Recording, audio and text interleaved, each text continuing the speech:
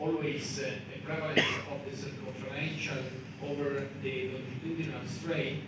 Here we have that there is a larger reduction of the longitudinal strain, and that this is more compromised as the ejection fraction is going to reduce, and it is only partially compensated by the circumferential component.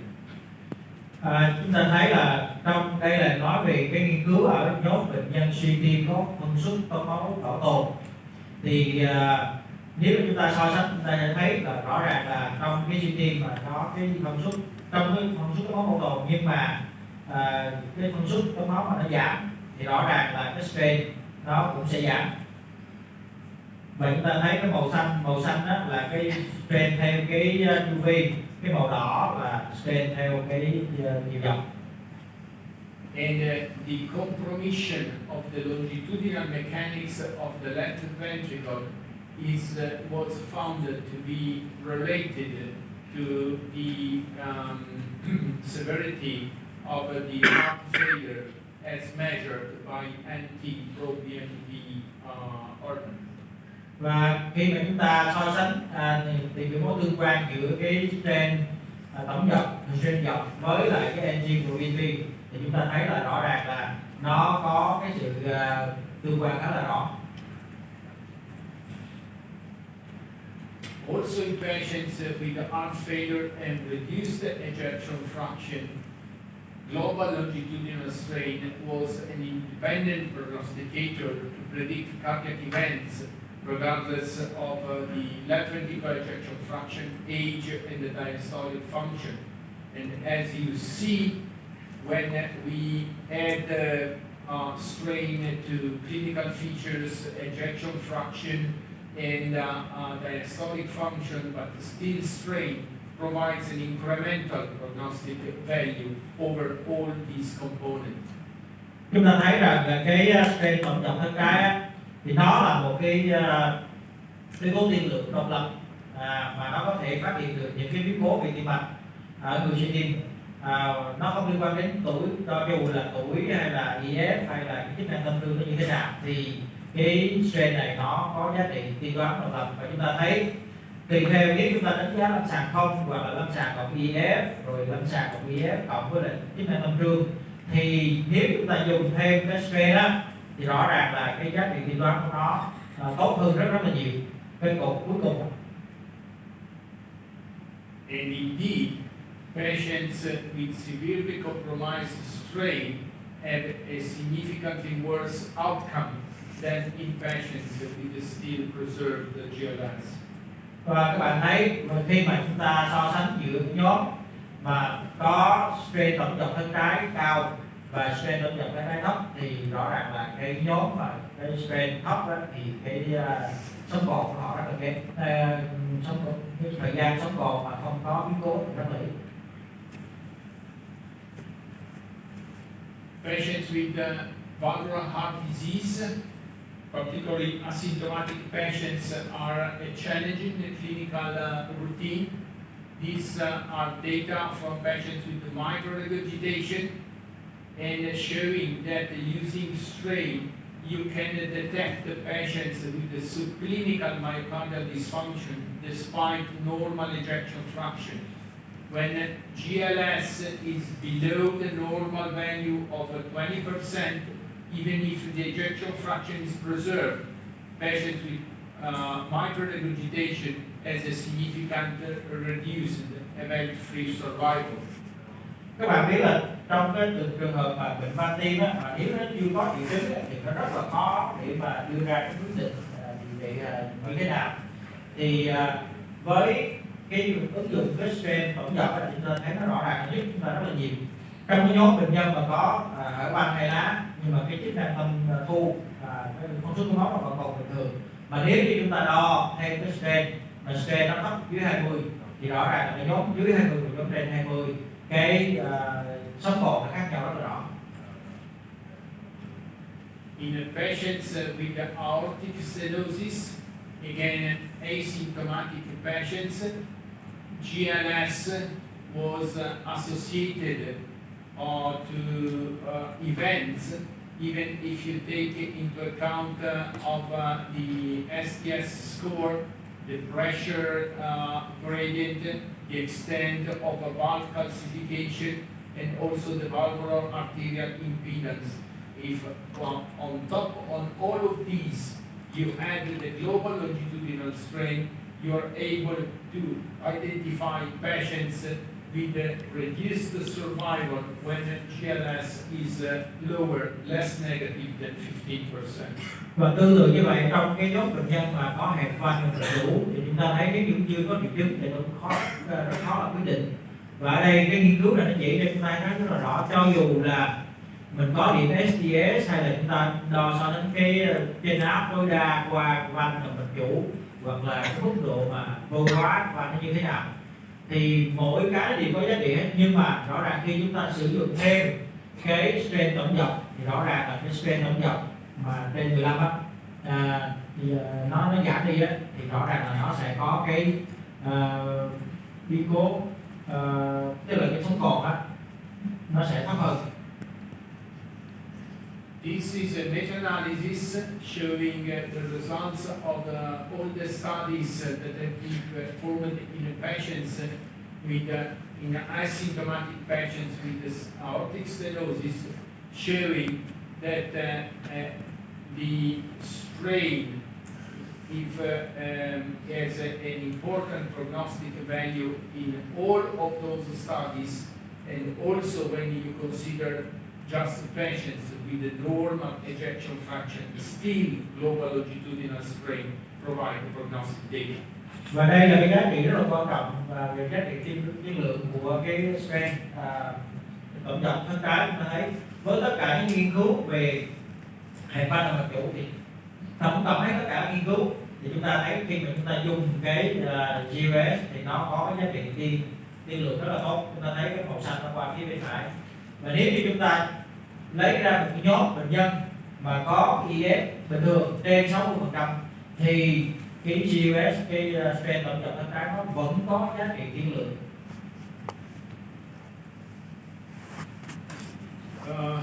This is okay. It's just the same. So nowadays, this has been standardized. We know that in asymptomatic patients with with severe aortic stenosis and preserved ejection fraction, we should assess the left ventricular longitudinal strain. And when it is worse than that, it's pathological, so less than minus 17%, it's indicated to perform a cardiac magnetic resonance. And if there is a significant degree of fibrosis into the myocardium, we know that those patients should be addressed to surgery independent of the symptomatic status, because they are at high risk of events in the short-term follow-up. Và đây là cái phần rất là quan trọng, cái giá trị của cái strain tổng dọc thân trái nó được tích hợp vào trong cái lưu đồ xử trí và van động mạch chủ, hẹp nặng van động mạch chủ. Nếu như mà cái hẹp nặng van động mạch chủ đó bệnh nhân có cái DF nó trên 50%, trên 50% thì lúc đó chúng ta sẽ đánh giá cái strain. Và nếu cái strain mà nó dưới 16.7 thì lúc đó chúng ta nên làm cái MRI tim. Và khi mà trên MRI tim nó biểu hiện nó có một cái oxy hóa nhiều cái cơ tim, lúc đó nó là cái chỉ điểm chúng ta cần phải thay van động mạch chủ. Another important use of the strain is to make the differential diagnosis, and particularly in patients with hypertrophy. Here you see three phenotypes: hypertrophy in an athlete, hypertrophy in amyloidosis, and hypertrophy in hypertrophic cardiomyopathy. And as you see in the athlete, despite the amyloidosis, there is an homogeneous red in all the segments showing normal contraction. In amyloidosis, you have a selected reduction of the contraction at the basal and at the mid-ventricular levels with the preserved contraction at the apical level, while in the hypertrophic cardiomyopathy, and this is a septal phenotype, you have a selected reduction of the contraction in the segments that are affected by the hypertrophy. Và một cái giá trị chẩn đoán cực kỳ quan trọng mà cái stent động lực thứ nó có thể giúp chúng ta là trong chẩn đoán phân biệt cái một bệnh nhân hay là một cái người bình thường mà có cái phì đại của thân trái. Ví dụ như phía bên trái bên cung á, chúng ta thấy đó là tim của những vận động viên. Thì với một người vận động viên như vậy, cái tim nó dày lên thì chúng ta biết đây là do cái cơ tim phì đại hay là nó là một cái bình thường của một cái vận động viên. Thì chúng ta dùng stent thì chúng ta thấy nó hoàn toàn bình thường, cái stent nó hoàn toàn bình thường. Đây là một cái tim nó biến đổi phù hợp ở một cái vận động viên. Cái nhóm bệnh thứ hai chúng ta có thể thấy thứ hai đó là bệnh nhân mà bị nhiễm một thì cái vùng stent mà nó giảm nhiều nhất ở vùng đấy, cho nên chúng ta sẽ thấy được cái hình mắt bò đó ở cái vùng mỏm là vẫn còn giữ nguyên, mà vùng đấy thì nó mỏng đi, và cuối cùng ở phía bên bệnh cơ tim phì đại ở đây cái phần trên cùng đó là phì đại ở phần vách, thì chúng ta thấy ngay cái chỗ màu xanh xanh đó là nó biểu hiện cái phần vách nó đang giảm đi, còn những cái phần khác nó đang màu đỏ, nó đang bình thường. Please notice in a patient with hypertrophic cardiomyopathy the relationship between the location of the hypertrophy and the impairment of the strain. In these patients with septal hypertrophy, we have the anterior inferior septal compromission, while in this apical variant of hypertrophic cardiomyopathy, you have a selected compromission of the apex of the left ventricle. Trong cái bệnh cơ tim phì đại thì chúng ta thấy là tùy theo cái vị trí mà bị cái chỗ cơ tim nó phì đại thì vùng đó nó sẽ hóa nhiều, nó sẽ bị giảm đi cái stent. Thì chúng ta thấy trên cái hình trên đó cái vùng mà bị phì đại đó là cái vùng vách liên thấp, cho nên cái vùng màu xanh nó sẽ làm biểu hiện ngay đúng cái vùng vách liên thấp. Còn phía dưới đây là một cái thể phì đại, cơ tim phì đại ở thể mỏm, cho nên chúng ta thấy trên cái hình mắt bò màu xanh nó nằm ở phía mỏm. The typical appearance of the apical sparing of the contractility in cardiac amyloidosis is not only useful for the diagnosis, but strain as an important prognostic value. In amyloidosis patients, when there is a reduction of the strain below minus 15%, the survival of the patients is significantly worse. Và bên cạnh cái giá trị chẩn đoán của stent thân trái trong cái chẩn đoán bệnh tim bệnh nhiễm bột á, thì cái hình đó chúng ta sẽ thấy là đây là cái bệnh nhiễm bột. Và bên cạnh đó thì cái mức độ giảm của nó cũng có giá trị tiên lượng, như là cái hình phía bên trái chúng ta thấy nếu như mà cái CVS nó tổng nó bằng ở trên 14.8 thì cái sống còn nó tốt hơn nhiều so với là nó giảm dưới 14.8. This apical sparing pattern, or so-called the cherry on the ice cream, is typical for amyloidosis, and so should raise the suspect of cardiac amyloidosis, but it's not exclusive. We can find it in several other hypertrophic phenotypes like cardiac hypertension, aortic stenosis. So it is very sensitive, but not at all specific. The diagnosis should be corroborated with other clinical and test findings. Cái hình mà chúng ta thấy cái mô hình trên cái mắt bò đó, chúng ta gọi là giống như ta lấy cái cherry chúng ta bỏ đi cái phần kem màu trắng đó, cherry on ice. Thì cái này nó rất là quan trọng, là nó để nó chẩn đoán cái bệnh lý nhiễm bột, cơ tim nhiễm bột, nhưng mà nó không phải là khi có nó là không phải là nó luôn luôn là cơ tim nhiễm bột, mà có thể nó gặp trong một số bệnh lý phì đại khác, ví dụ như là bệnh cơ tim phì đại cũng có thể gặp, hoặc là cái bệnh cơ tim do tăng cao huyết áp cũng có thể là gặp trong hẹp van động mạch chủ. Cho nên chúng ta thấy là cái độ nhạy của nó rất là cao, nếu mà xuất hiện cái đó thì cái độ nhạy của nó rất là cao, nhưng mà cái độ đặc hiệu của nó thì thấp hơn, nó chỉ có 82% so với độ nhạy là 93%. Okay, let me skip this to move to another important point. Is this the preclinical diagnosis of cardiac diseases? This is an interesting study performed in relatives of patients with hypertrophic cardiomyopathy, showing that in patients who were gene positive but without having the phenotype of hypertrophic cardiomyopathy, so no detectable hypertrophy, still have a compromission of the strain compared to healthy relatives. Cái này nó thêm một cái giá trị của strain nữa. Chúng ta thấy là ở những bệnh nhân mà có cái gene, có gene mà nó có thể gây nên cái bệnh cơ tim phì đại, thì chúng ta thấy là ngay cả khi mà bệnh nhân nó có cái gene đó nhưng mà về kiểm hình nó chưa có, tức là chúng ta siêu âm chúng ta không thấy hoàn toàn không thấy nó phì đại gì hết, thì chúng ta dùng stent thì cái stent này nó vẫn giúp cho chúng ta phát hiện được cái bệnh nhân đó, mặc dù là đo đi 2D thì nó chưa có dày so với bệnh nhân mà chúng ta thấy nếu mà người bình thường thì nó đỏ, còn cái người mà có cái gen đó rồi nhưng mà chưa phì đại đi nữa thì nó vẫn phát hiện được cái vùng phía trên nó hơi nhạt hơn đó, nó khác với cái người bình thường. Như vậy là nó phát hiện sớm trước khi mà nó biểu hiện bằng hình. So, compromission of the basal atrial septum strain showed quite a high specificity and a very high positive predictive value to identify gene positive for the hypertrophic cardiomyopathy who still not have the typical phenotype. This is a typical example of a preclinical diagnostic contribute of strain. Bạn thấy ở đây á, với một người mà có cái gen đó, có gen đó mà chưa có biểu hiện điển hình là phì đại thất trái gì hết,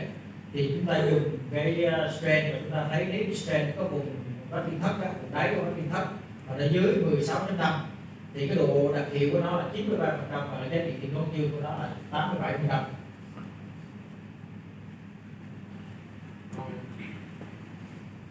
But probably one of the most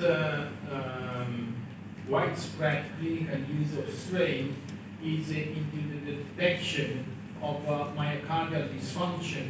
in patients receiving potential cardiotoxic drugs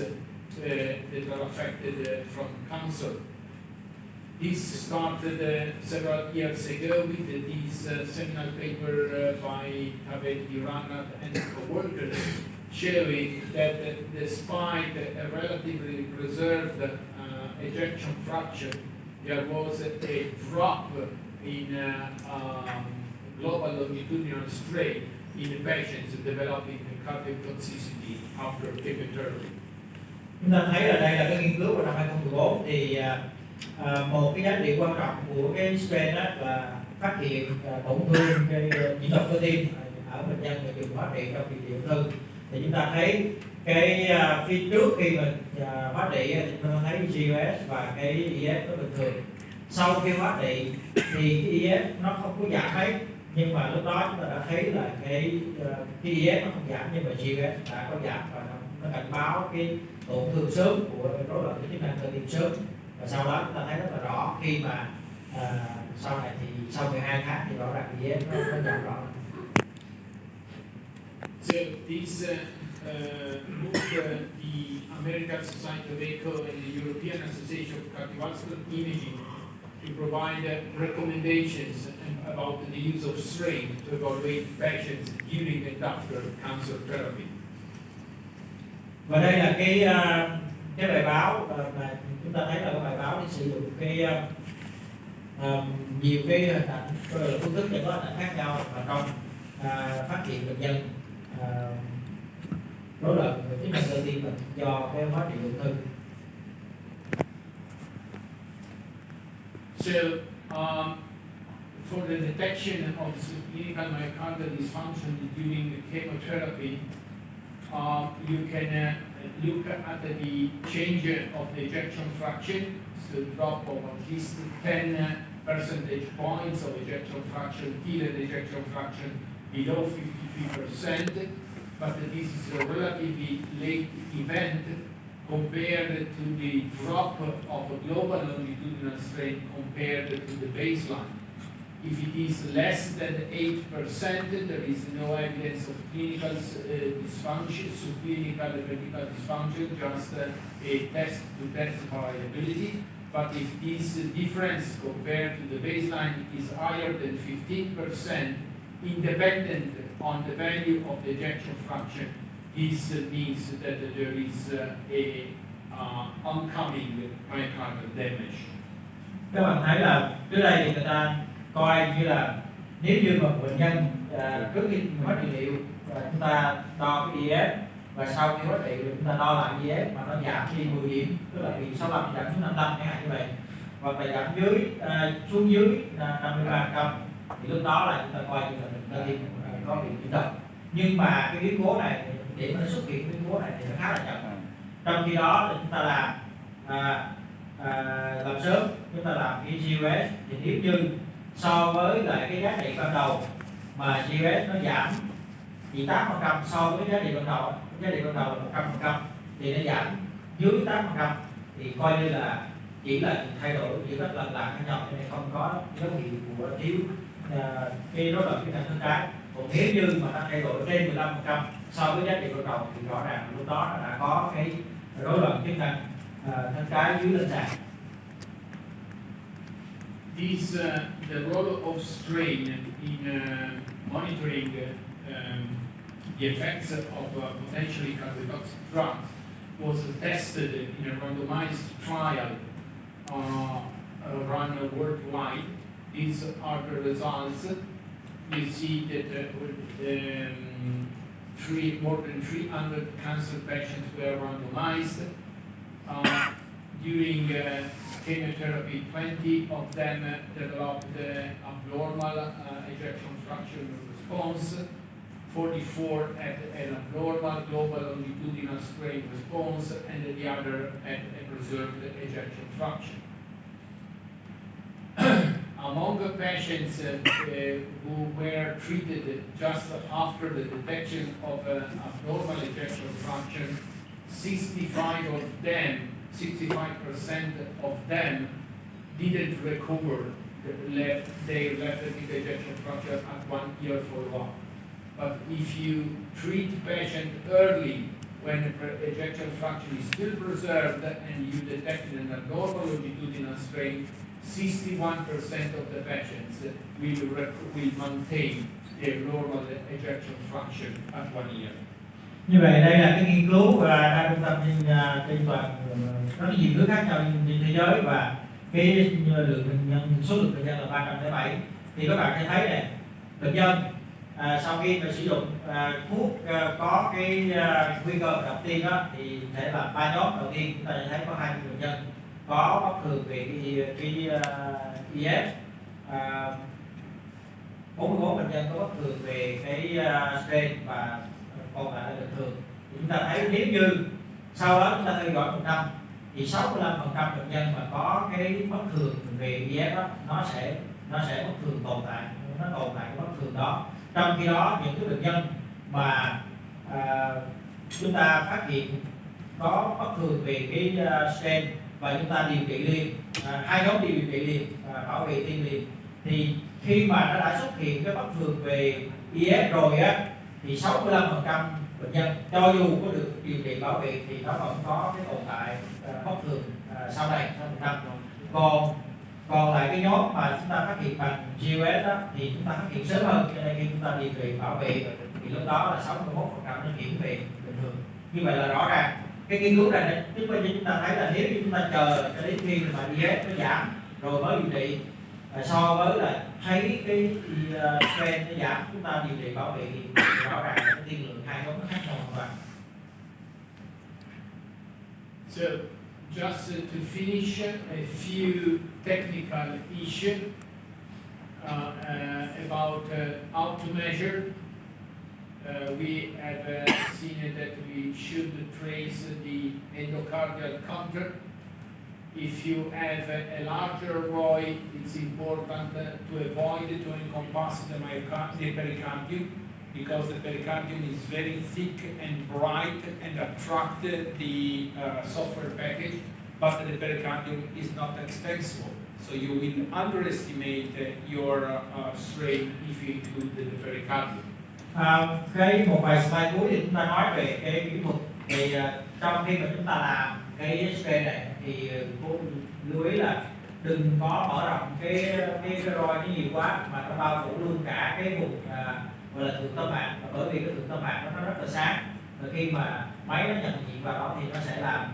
nó đánh giá thấp cái strain của cái vùng nội tâm mạc, và chính cái vùng nội tâm mạc mới là cái mà chúng ta cần. What we have to measure, the global longitudinal strain, as we said before, as the main prognostic diagnostic value. Regional strain, so the number of the single numbers that you see here are quite poorly reproducible. We don't use them for the clinical purpose. If we wanted to assess regional function, we look at the curves if they occur before or after the aortic valve closure. And as I said before, among the three mechanical components, the radial strain is the one with the high interventor variability. Cái điều quan trọng ở đây là chúng ta thấy khi mà chúng ta đánh giá cái strain á, thì cái giá trị mà strain tổng dọc thân trái là quan trọng nhất. Chúng ta lấy cái tổng số đó là số quan trọng nhất. Còn cái strain mà từng vùng á, ví dụ từng con số ví dụ 3 hoặc 2 đó, thì những con số đó nó sẽ rất là thay đổi, nó không có lặp lại. Chúng ta làm lại thì chỗ đó nó sẽ thay đổi, nó không có lặp lại bằng cái strain tổng dọc thân trái, cho nên chúng ta không nhìn vào con số đó để đánh giá cái vùng đó, mà chúng ta nhìn trên cái biểu đồ á, cái biểu đồ tông lên tông xuống cái đó, chúng ta thấy nếu cái vùng đó mà nó co mạnh nhất trước khi mà va chạm vào trụ đóng, hoặc là nó co mạnh nhất sau khi va chạm vào trụ đóng, thì đó là cái biểu hiện bất thường chúng ta cần phải thấy. Còn strain theo cái đường kính sinh niên bán kính thì giữa các hãng khác nhau nó vẫn thay đổi rất là nhiều, cho nên nó không có giá trị, không có độ tin cậy, cho nên chúng ta không có quan tâm. So, with this one, I close my first presentation, and I will be happy to answer any of your questions. Thank you very much.